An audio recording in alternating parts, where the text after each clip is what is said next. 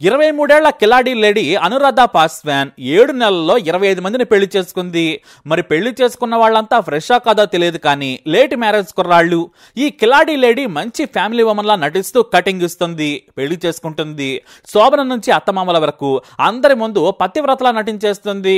కానీ ఆ తర్వాతే విశ్వరూపం 3 చూపిస్తుంది. అసలే ఆలస్యంగా పెళ్లి చేసుకుని ఎంతో సంతోషంలో ఉన్న ఆయా యువకులు అలాగే కుటుంబాలను మొత్తానికే సర్వనాశనం చేసేస్తుంది అనురాధ.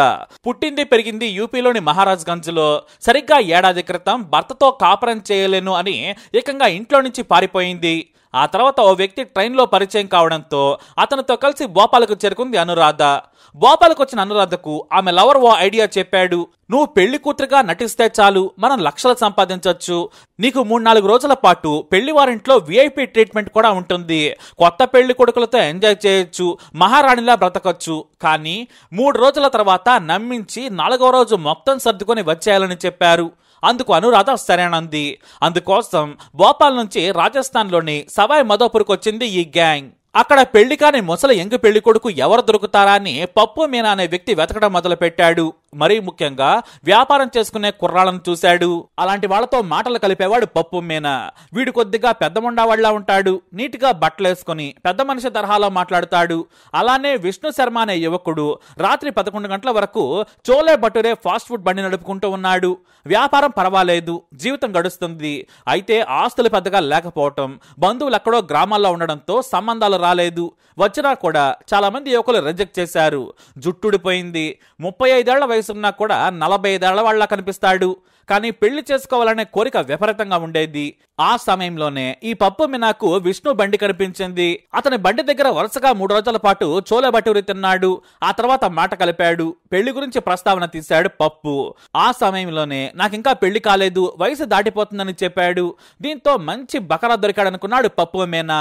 నాకు తెలిసిన అమ్మాయి ఉంది, ఆమెను పెళ్లి కొప్పిస్తాను, కట్నమేమీ ఇచ్చుకోలేరు, కానీ మీరే 2 లక్షలు అదనంగా ఇవ్వాలని చెప్పాడు పప్పు మీనా. ఆ మాట వినగానే సరే అన్నాడు విష్ణు. 2 రోజుల తర్వాత పెళ్లి చూపులు ఏర్పాటు చేశాడు. ఓ జంటను పరిచయం చేశాడు. ఈమె పేరు అనురాధ. తల్లిదండ్రులు చనిపోయారు. ఈ అన్నావదనలే పెంచి పెద్ద చేశారు. కానీ డబ్బులు లేక పెళ్లి చేయలేదని నమ్మించాడు. ఈ విష్ణు అసలే పెళ్లి కాక ఏడుస్తూ ఉన్నాడు. ఎవరో ఒకరిని పెళ్లి చేసుకోవాలి, తనకు ఓ కుటుంబం ఉండాలనుకున్నాడు. నేను చూసుకుంటానని చెప్పాడు విష్ణు. అయితే పెళ్లి చేయాలంటే బంగారం కావాలి, మా దగ్గరేమో లేదు. కనీసం పెళ్లి కూతురికి బంగారు నగలు బట్టలు కావాలి కదా, ఎంతో కొంత లేనిదే ఎలా పెళ్లి చేసుకుంటుందని చెప్పాడు.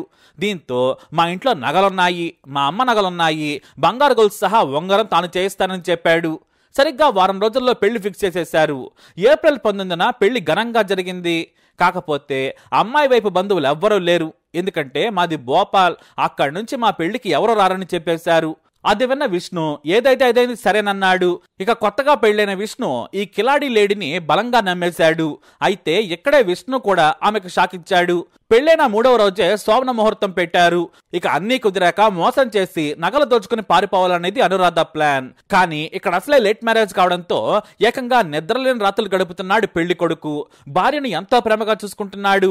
వ్యాపారం కూడా వదిలేశాడు. భార్య అనురాధ తోక పట్టుకుని తిరుగుతూ ఉన్నాడు.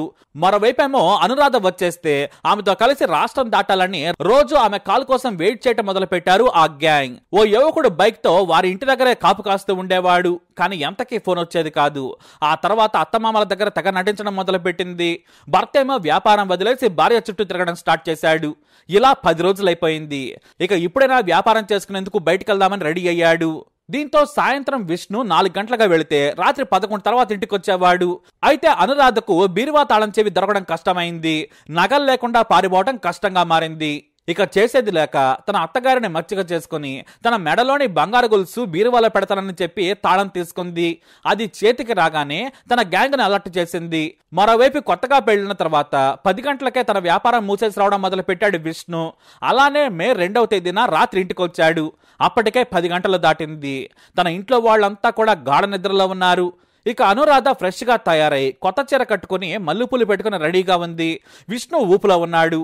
అప్పుడే అమ్మ ఎందుకు అప్పుడే పడుకుంది, నేను వచ్చే వరకు మెలుగుతూనే ఉంటుంది కదా అన్నాడు.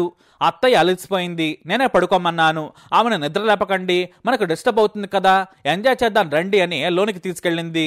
అలాగే చేత్తో నీళ్లు ఇచ్చింది. వాటిని తాగిన కాసేపటికే కళ్ళు మూతలు పడుతున్నా ఏంటని అడిగాడు. మీరు అలసిపోయారు కదా అందుకే అంటూ భర్తను బెడ్రూమ్లోకి నడిపించుకుంటూ వెళ్ళింది. బెడ్ మీద ఒక్కసారిగా కుప్పకూలి నిద్రలోకి జారుకున్నాడు విష్ణు. వాస్తవానికి అతని కుటుంబ సభ్యులు తాగిన నీళ్లలో కూడా మత్తు మందు కలిపేసింది. దీంతో వాళ్ళు కూడా వేగంగా నిద్రలోకి జారుకున్నారు. కట్ చేస్తే తెల్లవారుజామున విష్ణు తల్లి 5 గంటలకే నిద్ర లేచింది. అందరూ పడుకునే ఉన్నారు. మరోవైపు కొడుకు తన భార్యతో గదిలో ఉన్నాడేమో అనుకుంది. 7 గంటలైనా కూడా నిద్ర లేకపోవడంతో తలుపుని గట్టిగా నెట్టింది. తలుపు లోపల నుంచి గడియ పెట్టలేదు. చూస్తే కోడలు అనురాధ లేదు. బీరువా తాళం చెవి బీరువాకే ఉంది. ఒక్కసారిగా బాత్రూమ్ సహా అంతా వెతికారు. కొడుకుని నిద్ర లేపింది. అప్పుడు గాని వారికి సీన్ అర్థం కాలేదు. కోడలు బంగారు నగలు 30,000 రూపాయలు తీసుకుని లేచిపోయిందని. దీంతో తెల్లారిన తర్వాత పోలీస్ స్టేషన్కు పరిగెత్తాడు విష్ణు. తన భార్య ఫోటోలతో పాటు పెళ్లి కుదిర్చిన బ్రోకర్ ఫోటోలు కూడా చూపించాడు. మధోపూర్ మెయిన్ టౌన్ పోలీసులు విచారణ మొదలుపెట్టారు. భోపాల్ అడ్రస్ కూడా ఫేక్ అని తేలింది. దీంతో ఓ యంగ్ కానిస్టేబుల్ ను రంగంలోకి దించారు. అతనితో పాటు మరో 4 సీనియర్ కానిస్టేబుల్స్ కూడా ఈ గ్యాంగ్ కోసం తిరుగుతున్నారు. ఆటో రిక్షాలు, క్యాబ్ డ్రైవర్లు లోకల్స్ ని వారం పాటు అడగడం మొదలుపెట్టారు. ప్రతి ఒక్క ఆటో డ్రైవర్ ను టచ్ చేశారు. పెళ్లిళ్ళు కుదిర్చేవారు కావాలి, మా అబ్బాయికి 35 దాటినా పెళ్లి కావడం లేదని చెబుతూ ఉండగా ఓ ఆటో వ్యక్తి నాకు తెలిసిన వ్యక్తి ఉన్నాడని ఓ వ్యక్తి ఫోన్ నంబర్ ఇచ్చాడు. అయితే వారి కలలో కూడా ఊహించిన ట్విస్ట్ పోలీసులకు ఎదురైంది. సరిగ్గా అనురాధ ఫోటోతో వచ్చాడు. మీకు నచ్చిందా అని కానిస్టేబుల్ అడిగాడు. నాకు నచ్చిందని చెప్పాడు కానిస్టేబుల్. కానీ పెళ్లి కుదిర్చినందుకు నాకు 2 లక్షలు ఇవ్వాలన్నాడు. సరే ఇస్తామని చెప్పి పెళ్లి చూపులకెళ్లారు. అనురాధ అసలు మగాళ్ళనే చూడనట్లుగా పెళ్లి చూపుల్లో కూర్చుంది. పట్టుచీర కట్టుకుని మెరిసిపోయేలా రెడీ అయింది. ఇక కానిస్టేబుల్ పెళ్లి చూపులో కూర్చొని నాకు నచ్చిందని చెప్పాడు. ఆమెతో 2 నిమిషాలు ప్రైవేట్గా మాట్లాడతానని చెప్పగా వాళ్ళు సరేనన్నారు. కాసేపు అనురాధతో మాట్లాడి నువ్వు నాకు బాగా నచ్చావని చెప్పాడు. బంగారం 5 తులాలు పెళ్లిలో వేస్తామని ఒప్పుకున్నారు. అందరూ టీ తాగి వెళ్లిపోయారు. గంట సేపటి తర్వాత లోకల్ పోలీసులతో కలిసి వచ్చారు రాజస్థాన్ పోలీసులు. వచ్చి రాగానే అనురాధ ఇంటిపై దాడి చేసి ఆమె ఇంట్లో ఉన్న 2 యువకులను కూడా అరెస్ట్ చేశారు. ఆ తర్వాత రాజస్థాన్ తీసుకొచ్చి తొక్క తీశారు. మొత్తం విచారణ చేయగా 25 మందిని పెళ్లి చేసుకున్న అనురాధ దాదాపుగా 70 తులాల బంగారం ఎత్తుకొచ్చేసింది. 6 లక్షల క్యాష్ కూడా దొంగతనం చేసిందని తేలింది. అయితే మామూలుగా ఓ పెళ్లి మోసం తర్వాత 10 రోజులు గ్యాప్ ఇవ్వడం అలవాటు. లేదంటే కొత్త ప్రాంతానికి వెళ్లి వేట మొదలు పెడతారు. ఇప్పుడు విష్ణును మోసం చేసిన తర్వాత విశ్రాంతి తీసుకుంటోంది అనురాధ. తన ప్రియుడితో కలిసి ఎంజాయ్ చేస్తోంది. వారి నుంచి కొంత బంగారం రికవరీ చేసిన పోలీసులు లోతైన విచారణ చేస్తున్నారు. అయితే ఈ గ్యాంగ్ లో మరో 4 యువకులు ఉన్నారని కూడా తేలింది. కానీ వాళ్ళు చాకచక్యంగా పరారయ్యారు.